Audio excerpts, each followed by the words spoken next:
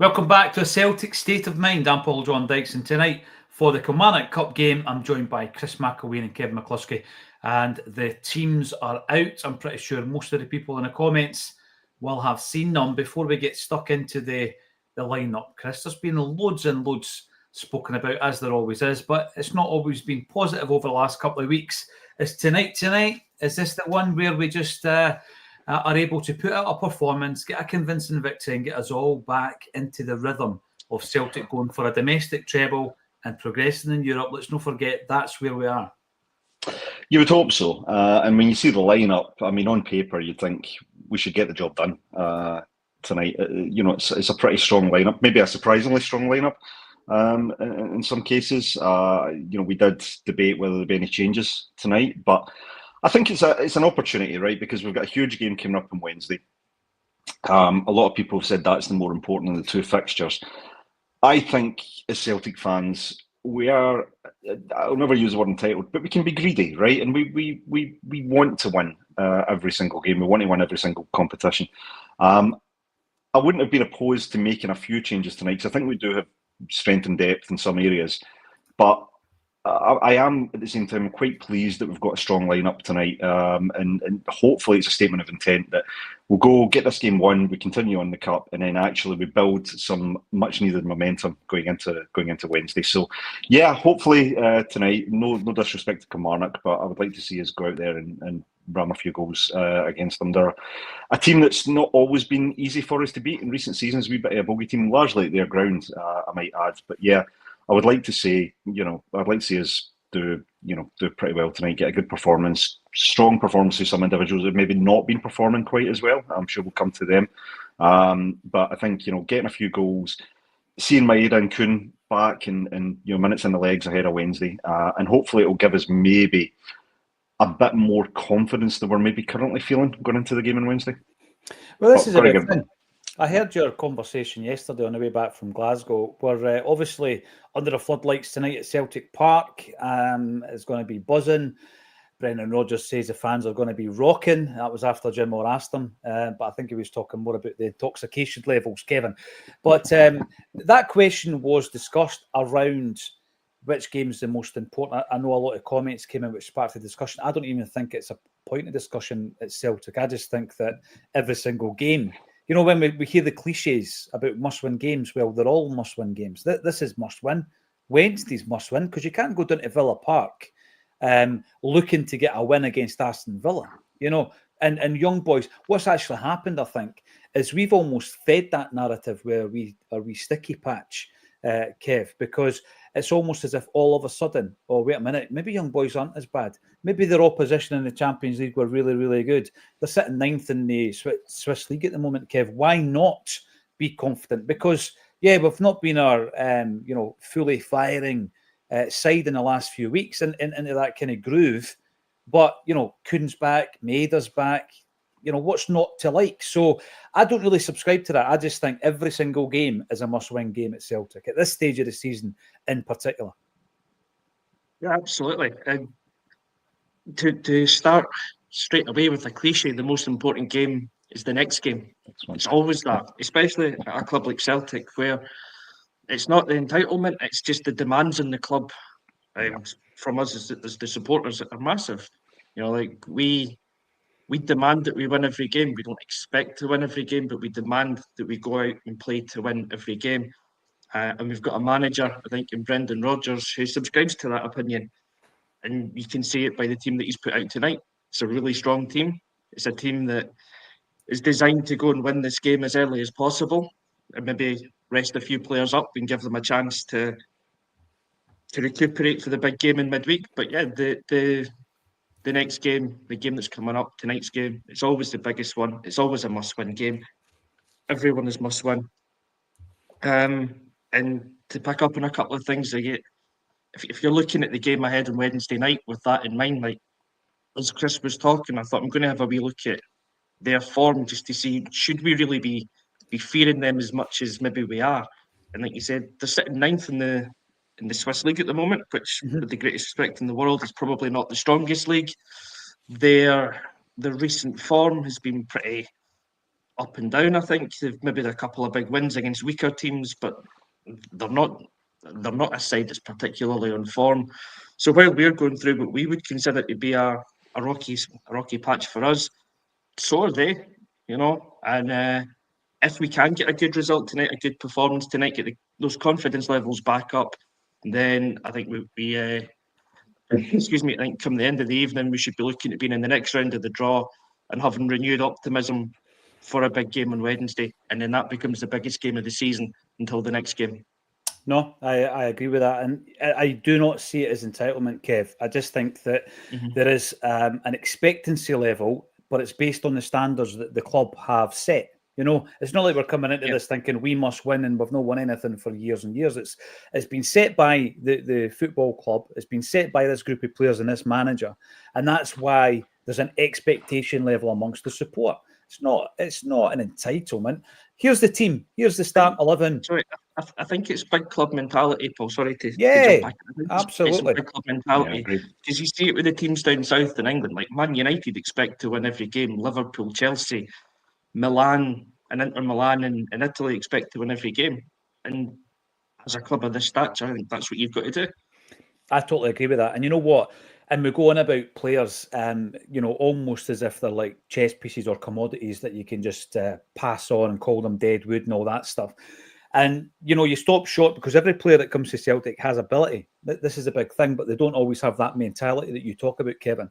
And a lot of the guys that have failed at Celtic is down to the fact that they don't have that mentality. And, Bernaby's a classic example in the recent times whereby he has gone away and performed to high levels elsewhere, where he's playing for a football club where that expectancy is not there. And he's going to get his transfer as a result of it. His performances were the reason we brought him to the football club, going over to Argentina and bringing him back for £4 million, giving him a lengthy contract. But he didn't have the mentality. And there's players in this squad that I think will be moved on for that reason as well. Talking of which, here's the start 11 tonight. Kasper Schmeichel in goals. We've got Alistair Johnston at right back with Greg Taylor on the left, Carter Vickers and Trusty in the middle. Your midfield three is McGregor, Engels and Hatate. And then up top, we've got Kuhn, Maeda and Kyogo. I'm going to come to you first, Chris, before we talk about some of the individuals in that starting 11 and then the bench. There would be an argument to say that there's no such thing these days as the strongest starting 11 because it all depends on who you're playing, etc., etc. I'm looking at that, and that's pretty close. I think there's maybe, in terms of form, there's maybe an argument around Hatate. In terms of form, possibly there's an argument around Trusty. But that, to me, looks like your strongest 11. What's your take on it? I agree with that. I think it's, if you were to take form out of the equation, there's a good argument that would be your strongest current lineup. I think the point you make on Hatate is absolutely spot on. We've spoken about it a lot, particularly over the past couple of weeks. Trusty, obviously, we've had a bit of a reaction to a really poor performance, in his last game. But I think we also recognise that taking him out of the team in the immediate aftermath of that might not be the best thing for the player in terms of his confidence.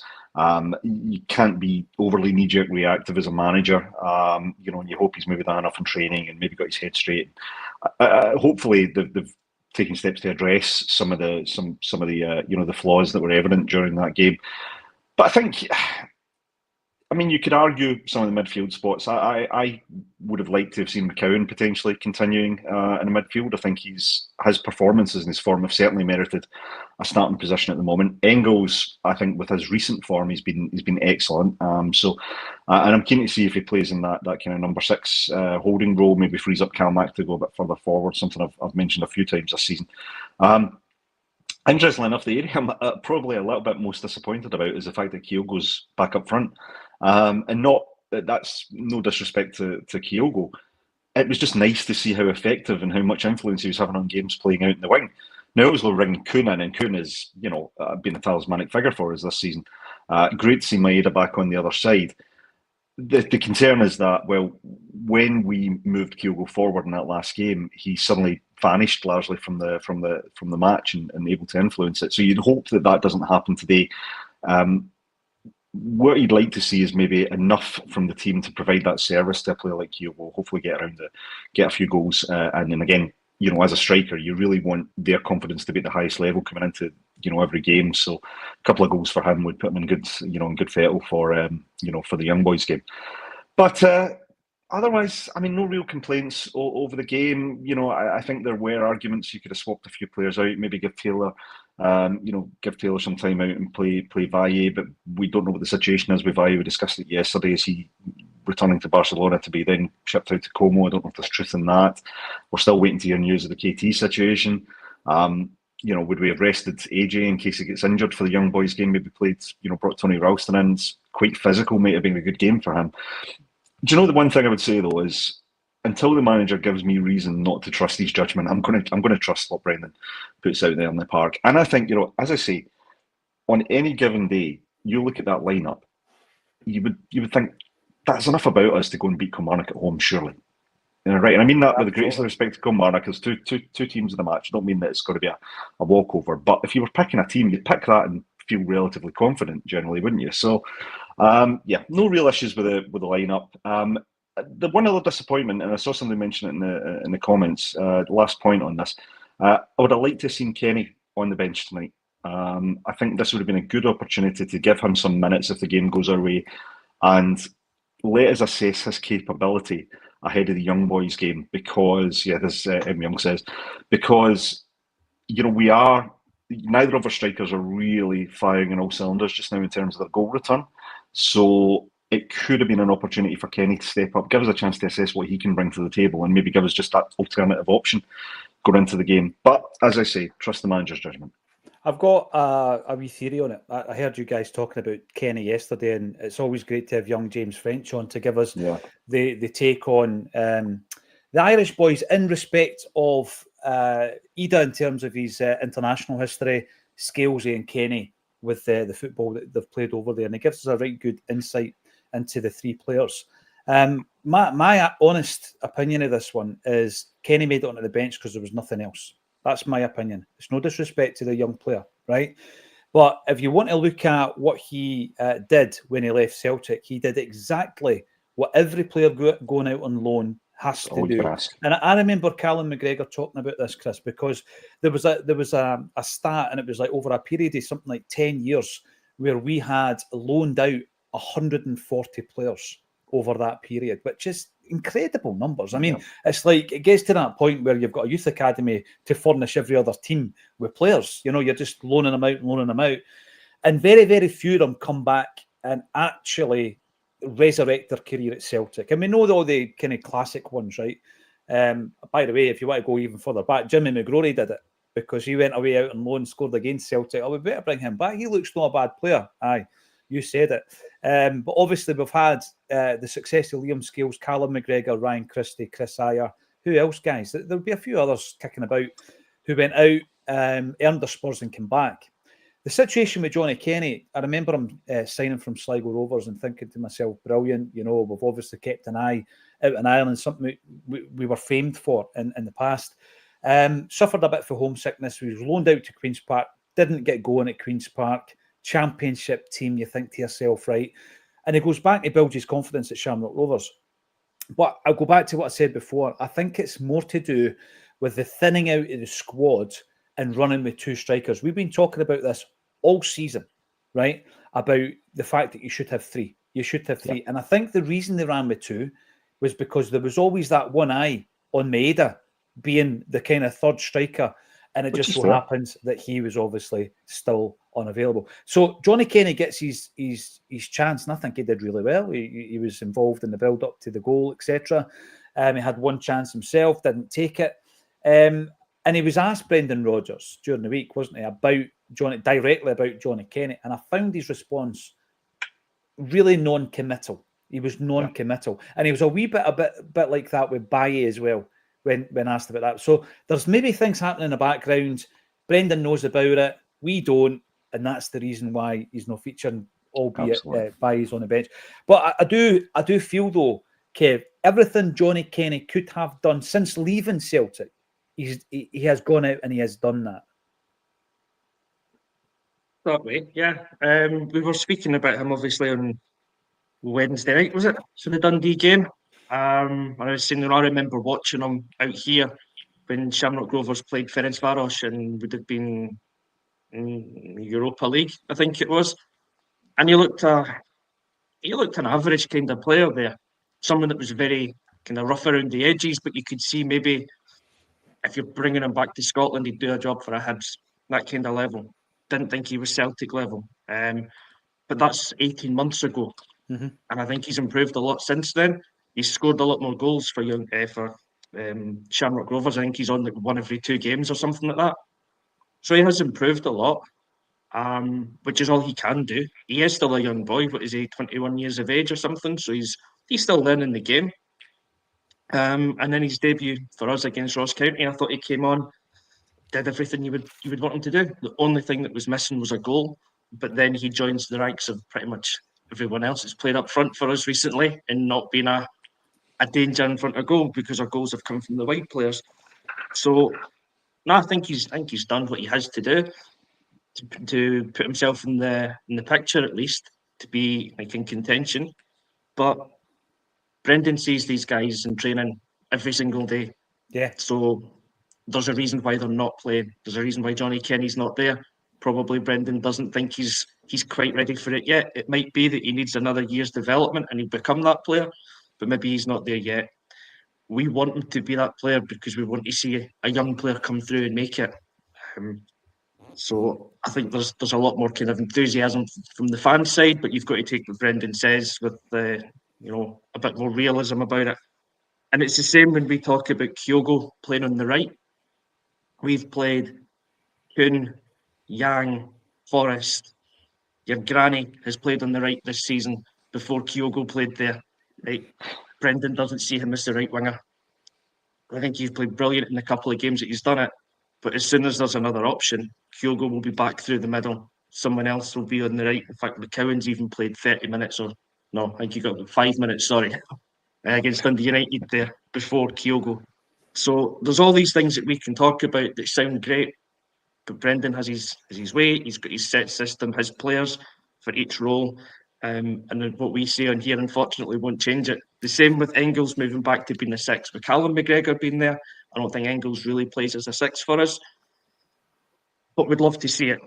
And again, though, like Chris has said, we are sitting 13 points clear at the top of the table. We're 1 win away from qualifying for the playoff round in the Champions League.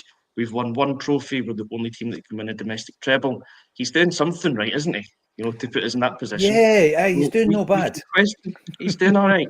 So we can question to a degree. We can put forward our own opinions. But as another man once said, trust in the process. So we've got to keep on doing that.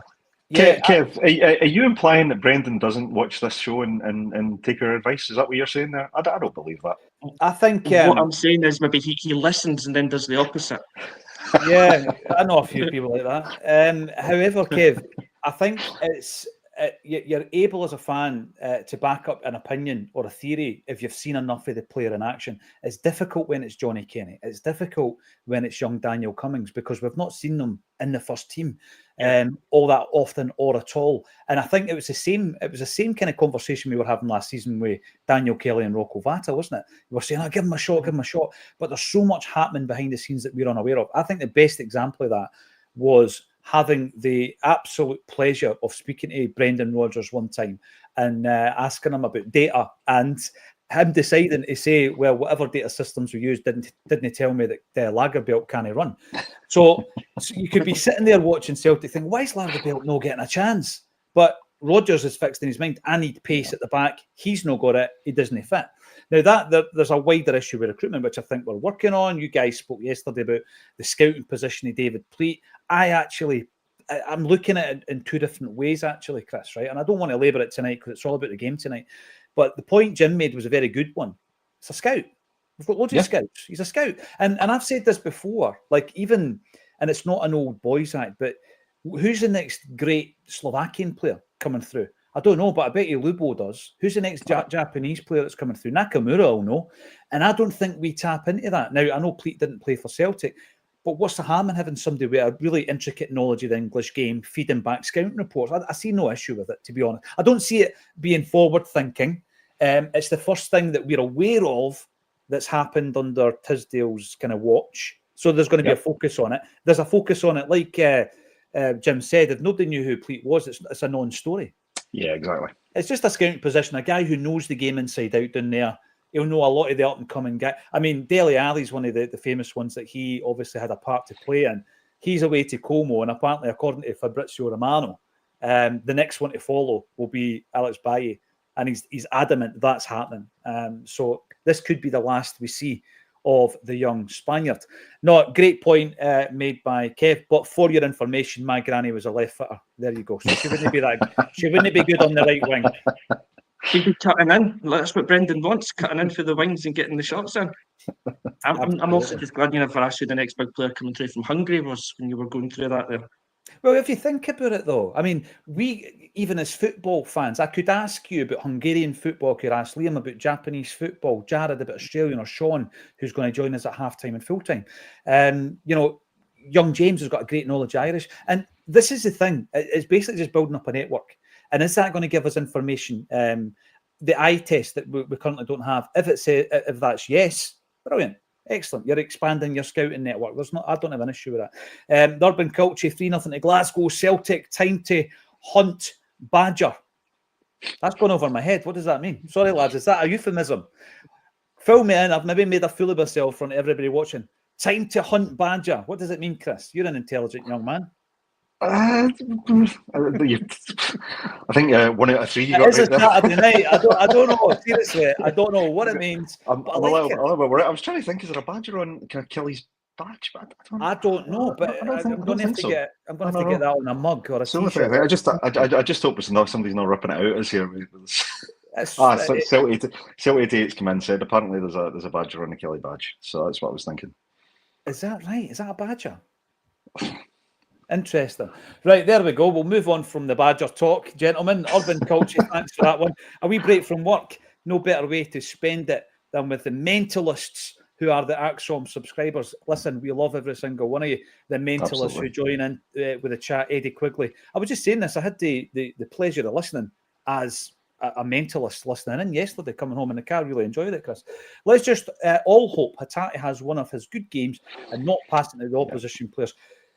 Hatate is frustrating me this season, guys, right? Because I remember very, very early on in his Celtic career having a discussion with JP who said, let's cool our jets here on Hatate. Because everybody instantly was going on about him being a player who had the highest ceiling, 25 million, 30 million quid, etc. He's not, over a consistent basis, done it under Brendan Rodgers, Chris. He's not. Now, that's not Brendan's fault, by the way. It's not where he's being deployed as a player. He's playing the same role. But his form has fallen off the side of a cliff. And you're looking at him tonight thinking, right, obviously, this is a dress rehearsal in many, many ways for the young boys game as well. And I was a wee bit surprised Hatate made it tonight. Got to be honest with you.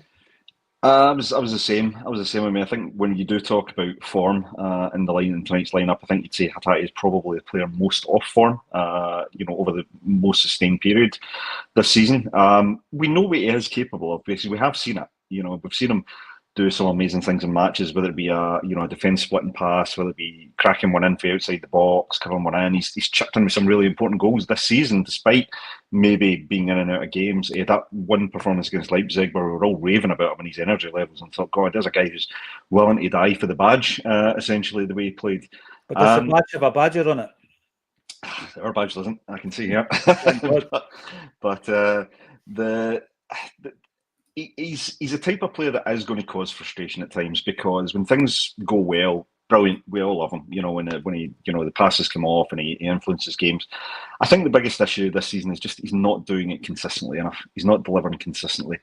And in his most recent appearances, the one thing that stood out to me is I can't tell where he's actually being deployed on the park. I thought he'd turned into one of these kind of ball chasing players, just runs after the ball. Seemingly no structure, seemingly no defined position. I couldn't figure out if he was supposed to be playing in the hole behind the front player, if he was playing more traditionally central, or if he was being asked to cut back and defend. We know he plays left back for Japan at times. He just looked a little bit directionless in his last couple of games for me, and I don't know whether that's maybe just a confidence thing. Maybe he's struggling to adapt to the system. But you made a really good point at the same time. It wasn't a counterpoint, but it was a really insightful point. No matter where you're deployed on the park, no professional footballer playing at Celtic's level should be giving away possession the way he's been giving away possession recently. It's been schoolboy error stuff. It's like fundamental part of being a player. You know, I'm not at Celtic under contract because, frankly, I can't do the fundamentals well. But a player that's contracted at Celtic Park and is part of that first team, the minimum you should be able to do is pick out a green and white shirt when they're passing, especially at some of the situations we've seen them lose the ball. So, like, I don't really want to go down on a player. Hopefully tonight he's a real good performance. But for me, in that lineup tonight, maybe alongside Trusty, the two of them have got something to prove tonight.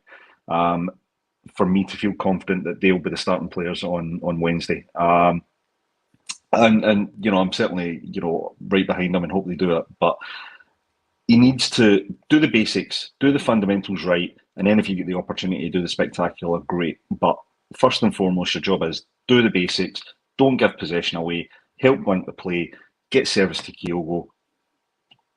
Couldn't ask any more than that. Yeah, you're right. And on the bench tonight, Sinisalo, I know Jim wanted him to play. Scales, Ida, Baye, Yang, McCowan, Bernardo and Ralston. Will Baye be leaving Celtic this week? It looks likely. We've also got McCrory, Mayo, Wright, Dees, Daba, Lyons, Polworth, Donnelly, Murray, Wales and Watkins. That's your starting 11 for Kilmarnock. And you will notice Mackay Stephen on the bench, along with Armstrong and Watson, who have been thorns in our side in the past. Kev, what are you expecting tonight at Celtic Park from the opposition? I think they'll probably try and sit back, as a lot of teams do when they come to Celtic Park. It will be men behind the ball, try and sit deep and catches on a breakaway.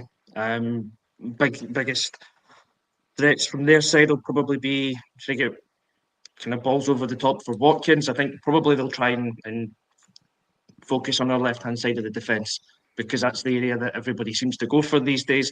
Trusty, as Chris has just mentioned there, had a bit of an off game against Dundee, maybe low in confidence, so he needs a big performance tonight. And Taylor's always getting targeted because, again, the lack of height, which nothing he can do about that. So yeah, I think they'll sit deep, they'll try and play a tight game, try and catch us in the break, and probably set plays will be where they'll look to capitalise most against us. But let's flip that one and go look at the team that we've got. Again, if players are on form, then we should be winning this game. Callum's got the ability to control any game from the midfield and domestically. Engels has come onto form. He's got the goal from midweek again, which should give him a boost in confidence. So if maybe Trusty's losing that, he's gaining it. Rio, you just never know what you're going to get. He could be an absolute match winner for us tonight and again kind of run the show, or he could be very disappointing. But we've got quality in there. Kuhn's back, which is great to see. He made a big difference coming off the bench on Wednesday night. Gives you excitement, goals from the wide area. So pretty confident about this one that we'll hopefully see our name in the draw for the next round come, I don't know, I'm going to say 8 o'clock, but maybe it's 7 o'clock back home. I'd get my 1 hour time difference confuses the hell out of me at times. Well, Kev, so I don't know how Sean gets on. I know. Well, Sean will be joining us at half-time and full-time. Who will be joining in the next round? Some of the scores, if you've not seen them: Ayr United beat Broxburn Athletic 8-0. Cove Rangers beat Forfar 2-0. Airdrieonians 5-1 against Dumbarton. Dunfermline 3-0 against Steny. Aberdeen beat Elgin 3-0 and avoided another Darvel, although it wouldn't be as bad as that. Hamilton Accies beat Musselburgh Athletic 3-1. Hibs beat Clydebank 3-0. Queen of the South 1, St Mirren 3.